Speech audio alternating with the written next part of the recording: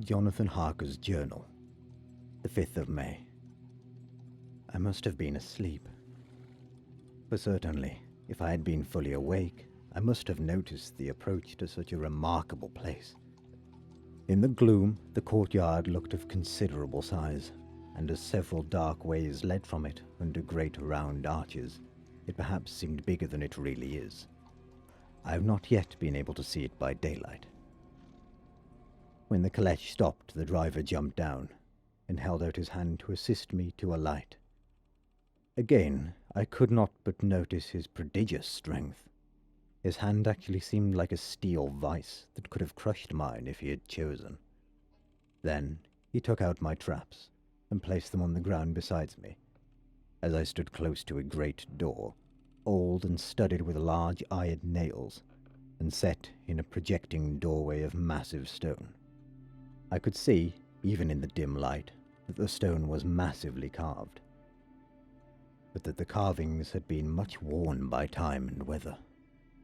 As I stood, the driver jumped again into his seat and shook the reins. The horses started forward, and trap and all disappeared down one of the dark openings. I stood in silence where I was, for I did not know what to do. Of bell or knocker there was no sign. Through these frowning walls and dark window openings, it was not likely that my voice could penetrate. The time I waited seemed endless, and I felt doubts and fears crowding upon me. What sort of place had I come to? And among what kind of people? What sort of grim adventure was it on which I had embarked? Was this a customary incident in the life of a solicitor's clerk, sent out to explain the purchase of a London estate to a foreigner? Solicitor's clerk. Mina would not like that. Solicitor, for just before leaving London, I got word that my examination was successful, and I am now a full-blown solicitor. I began to rub my eyes and pinch myself to see if I were awake. It all seemed like a horrible nightmare to me, and I expected that I should suddenly awake and find myself at home, with the dawn struggling in through the windows, as I had now and again felt in the morning after a day of overwork. But my flesh answered the pinching test, and my eyes were not to be deceived. I was indeed awake, and among the Carpathians. All I could do now was to be patient, and to wait the coming of the morning. Just as I had come to this conclusion, I heard a heavy step approaching behind the great door, and saw through the chinks the gleam of a coming light. Then there was the sound of rattling chains, and the clanking of massive bolts drawn back. A key was turned with the loud, grating noise of long disuse, and the great door swung back. Within stood a tall, old man, clean-shaven, save for a long white moustache, and clad in black from head to foot, without a single speck of colour about him anywhere. He held in his hand an antique silver lamp, in which the flame burned without chimney or globe of any kind, throwing long, quivering shadows as it flickered in the draught of the open door.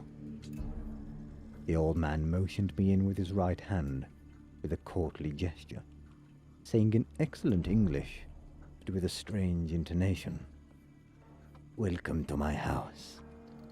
Enter freely, and of your own will."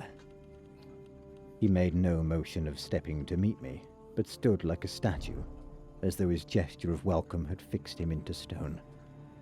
The instant, however, that I had stepped over the threshold, he moved impulsively forward, and holding out his hand grasped mine with a strength which made me wince, an effect which was not lessened by the fact that it seemed as cold as ice, more like the hand of a dead than a living man. Again he said, "Welcome to my house. Come freely, go safely, and leave something of happiness.